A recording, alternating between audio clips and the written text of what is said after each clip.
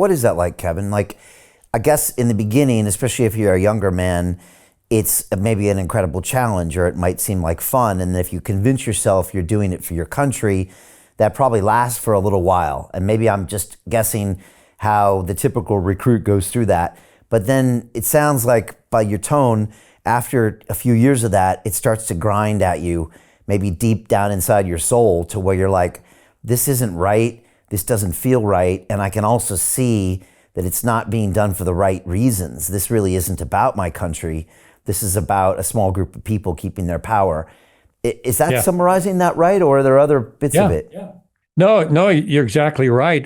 When you start off, especially in covert operations, and you're over essentially spying in another country, and sometimes there illegally, it's an adrenaline high, and you get addicted to that. a lot of people get addicted to that high until later on, when they realize I have no life outside of this. I had one case officer in a certain area that had a high level of terrorism, and we were sitting in this little cafe, and he was smoking his cigarette, and he goes, I can't do this anymore. I just can't. I don't want this life anymore. And I'll go back to headquarters, and I can't say a thing about anything I've done, put it on any resume. There's a big chunk of my life missing, and they're not going to give me a pension or a golden parachute or anything. Just go out on the street. So you start seeing that, wait a minute, this is crazy for a lot of reasons. And then you see some operations where it's like, oh my gosh, I don't believe, they allowed this number of people to get killed. Now, in my case, to answer your question, I was put in charge of an investigation of CIA computer systems connected to the Department of State and some of our allied governments. And I was doing a thorough investigation of the connection going into U.S. embassies. And the officer before me said, look, there's something doesn't work here. You may want to check it out. And then she rotated out 2 days later, which is probably the best thing she ever did. So I took it and I dug and I dug and I dug, and I found that it looked like you could go into the visa section, unclassified open visa section, to one of the computers for people applying for visas, and go in and identify our CIA cover personnel, case officers, chief of stations, and by extension, their assets. The more I looked, the worse it got. So I put together, and let me know if I'm going too long here, but I put together an investigative report, and this is where it gets weird. If you want to call it weird, it was intentional, but put together a detailed report, and I contacted the office involved providing cover for our officers. And I said, listen, I think I may have found something here that may be serious. I have a report from my investigation. I'd like to send you, let you take a look at it and see if, maybe we have something here. So hung up the phone. I put the report in internal courier CIA mail, gave him about a week to look at it, called him in a week and said, hey, did you get the report? What did you think? And the response was, what report? And I said, the one I sent you through courier. Well, we never got a report. I said, okay, I tell you what, I'll send it to you again. Sent it through internal courier again, gave him a week, called him back. Okay, did you get the report? Same thing. What report? I was like, I sent it to you twice. Tell you what I'm going to do. I'm going to bring it over there personally and hand it to you. So I went over to CIA headquarters, up to that division, walked in to the executive secretary, and I said, here is my report. Please show this to the division chief. She bristled like, okay. And I walked out thinking, all right, I got through whatever wall that was, and go back to my office in an outer building. I get this menacing phone call from the chief of that division. He goes, Kevin Shipp. I said, yes, this is so-and-so, chief of this division. I said, yes, sir. He goes, I am ordering you to drop that investigation now. I said, sir, lives may be at stake here. And he goes, drop it now, or it's your career. Click. So I was like, what on earth is, you'd think they'd want to fix this, So thank God, my supervisor, who was an honest man and was a senior grade officer, was at a meeting of senior officers and took my report and gave it to the Department of State senior inspector general officers. And they took it back to state. I didn't know this was happening, but they took it back to state and then gave me a call. They looked at it, and I get this call from Department of State IG. and I'll call him Jim. He was a decorated officer. He had the CIA Intelligence Medal for Valor. He was a decent guy. And actually, I worked for him in times past. He was a good man. Anyway, he goes, Kevin, this is Jim. We looked at your report. Would you mind coming over and briefing us on this in detail? I said, yes, sir, I'll be there. I went over to Maine State to IG office, sat down with him and went through the report, what it meant, what could happen through these connections. And they were like, all right, we think you may be onto something here. We'll get back to you. So I go back to my office. I get a phone call on the secure line. It's Jim. He goes, Kev, we think there's something serious here. We're going to do a global investigation and go into embassies and see if you can do this. And he said, do not tell the CIA what you're doing. Do not tell the CIA what we're doing. Keep your head low, and you'll hear from us in about 3 months when we get back. So I said, okay, over to you. Went back about my duties. 3 months later, sure enough, I get a call. It's Jim. He goes, Kevin, you need to come over to Maine State. I said, yes, sir. He goes, we found that it's not just as bad as you thought. It's worse. We have a meeting at Maine State this Friday. Can you be there? I said, yes, sir, I'll be there. So Friday comes around. I go to Maine State. I go to the upper floors. I walk in. They buzz me into the IG office, and there's Jim and the two senior IG officers. And they said, hey, Kev, come on in. I walked into this big conference room with a long walnut conference room table. They sat me at one middle chair, Jim on the other, the two IG guys at the end. And I sat down and they said, I joined the investment club because we are in the biggest wealth transfer in history. The investment thesis here is we believe that early stage Web3, metaverse and AI investments represent the hottest opportunities on the planet. I've been financially burned in this space, lost a lot of money through lack of education and investing in the wrong people. Most of them were scams. But I still believe in blockchain and I still believe in the crypto space. Thanks to the investment club. Now, 5 weeks in, I've invested in 10 deals in the investment club. They do all the due diligence and research for the community by bringing the best deal flow that we would never have access to. When you join, you just don't become a member. You become a part of a big family. Don't let this opportunity pass you by. You will never find a more genuine person like Brian. He is so transparent and passionate at bringing wealth to the masses through blockchain technology. Thank you, Brian. It's a pleasure.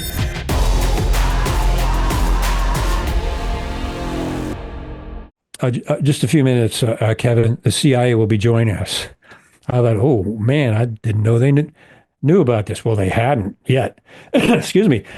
Door buzzes. They let him in. In walks the GS-15 senior officer in charge of that division that had destroyed my memos, and they had removed them from the CIA server, all of my records and all of my memos. I kept hard copies because that's what you do in that place. And the IG guy says to the CIA official, please go have a seat at the end of the table. He sits down and he said, what's this all about?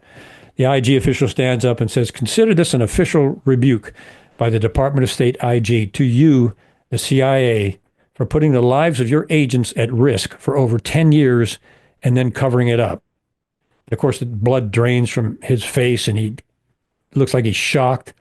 And then they said, we want you to know that State IG is going to publish this report to the entire intelligence community, and they're going to see what you've done. He said, stuttered and said, oh, okay. And then they said, you can go now. So he got up and he walked out. We had some small talk. They thanked me for my work. And I remember going back to CIA headquarters and walking down the main hallway, figuratively speaking, felt like I had a laser dot on my back. I knew they were coming after me.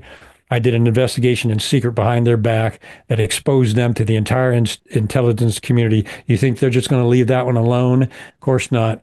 They reassigned me to a secret base inside the United States where the CIA had buried a lot of its skeletons.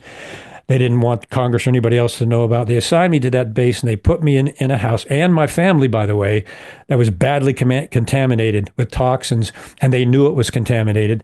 The family before got very ill, and they had to evacuate them out there. So they knew that that house had a bunch of toxins in it. We moved in there. My wife started bruising all over her body. Her gums were bleeding. She lost her short-term memory, got dementia, couldn't get out of bed. I secretly flew my son, and I'll end with this, flew my son to a well-known immunologist who took me aside from Joey, my son, and said, Mr. Shipp, his immune system is virtually destroyed. It's like he's been exposed to a burst of radiation or something. Took him to a second immunologist, and they confirmed the same thing. So I did some secret testing, collected some samples. A mustard gas shell percolated up in our yard. Joey found it. And I started looking inside the walls, and there was black mold all through the house and down in the crawl space. It was just disgusting. And there were open holes from the crawl space. Anyway, I tried to get the CIA to test it. They refused. I tried to get the CIA to test my family. They refused, ordered me to tell no one, ordered me not to communicate it back with headquarters. And on and on it went from there. So just to wrap it up, I knew what they were doing, and I knew why they did it. So in the guise of filing a renter's claim on the house, because we had a rental property, even though it was a government house, I applied for, usually the CIA will control attorneys. The CIA will make you use their attorney. Once again, CIA has the deck stacked against you in their favor. Well, I knew that, and I had the authority to submit people for clearances. So in the guise of doing the rental policy claim, I submitted Clint, my courageous attorney, for a CIA clearance, and thinking that he was just going to help me with the renter's policy. Once he got the clearance, 24 hours later, we turned around and we sued him for a personal injury suit. And then the fun began. Our house was broken into. I had found mycotoxins on the ceiling, which is a neurotoxin. They broke in and painted some chemical over the mycotoxin that I had found, and it was invisible unless you hit it with a black light. Anyway, on, and the fight began until I finally had enough, and I came out to fight them externally. I waited for a while. The judge ordered them to a mediated settlement because I had so much evidence against them that I finally produced that I had done in secret. The judge ordered the CIA to a mediated settlement. They signed a settlement agreement for $400,000, and we left there. We lost all our personal property in the house. It had to be taken out and destroyed, kids' toys, everything. So we lost a lot. The settlement amount was $400,000. That wasn't even close to what they should have done. Anyway, we all walked out thinking, okay, this chapter is over. I get a call about a week later from Clint. He goes, "You're not going to believe this." I said, "What?" He said, "I've never seen this in my entire legal career." "What's that?" "The CIA has notified me in a memo that they are not going to abide by the settlement agreement." I said, "But they signed it." He sent me the memo from Jim McTaggart of the Department of Justice, who the CIA had brought in as part of their plan. Get this memo from Glenn, and I have all these memos, by the way, and I'm posting them on YouTube. The memo said, unless the Shipp family agrees to a lower settlement, and it was pittance compared to what we did, unless they agree to a lower settlement, we will invoke the evidentiary privilege or the state secrets privilege and seal their case and seal their evidence. I told Clint, you call them back and tell them I don't get blackmailed. They signed an agreement. They need to abide by it. Well, I guess about another week went by. I get a call from Clint. The CIA had used the state's secrets privilege to block all the evidence in our case. Gave us a statement that said we couldn't talk about the evidence with anyone, including our attorneys, or we were facing prison because of the state secrets privilege. And when did you finally leave? I left in 2002. Okay. This all transpired from 2002 to about 2004. The case went to appeal, and what the judges do, if it's a state secrets privilege case, they just stamp it in favor of the CIA and get rid of it. That's part of the CIA's control of the judiciary, which I talk about in other videos. So the ultimate control. I had hard evidence against them of multiple felonies, which I have now put out there. As a matter of fact, I wrote Twilight of the Shadow Government without the CIA's approval on purpose, because from the Company of Shadows, my previous book, I had evidence in there of the break-ins, the chemical on the ceiling, my family's illnesses, doctor's diagnosis, and the CIA redacted or blacked out all of that in my book. None of it was classified. And that's a violation of an executive order for them to do that, redact things that are criminal activity or negligence. But they did it anyway, and they used the state secrets privilege to cover up the felony they just committed. Hey, I know investing in crypto is scary. It takes a real leap of faith because there are so many scams, rug pulls, and bad actors out there. It's a dangerous business, which is why 95% of people lose all their money. Well, that's why I created the London Real Investment Club, so you can access the hottest deals on the planet and use the crypto bull market to create the generational wealth that you deserve. Join my team of over 100 people from around the world that are making millions of dollars behind the scenes investing in blockchain, AI, Web3 games, DeFi, Bitcoin, and more. Don't miss out. Click the link below to book a call with one of my team now. But hurry, this bull market will end soon. I know investing in crypto can be scary. That's why you gotta join the investment club. Pull the trigger. Let's do this.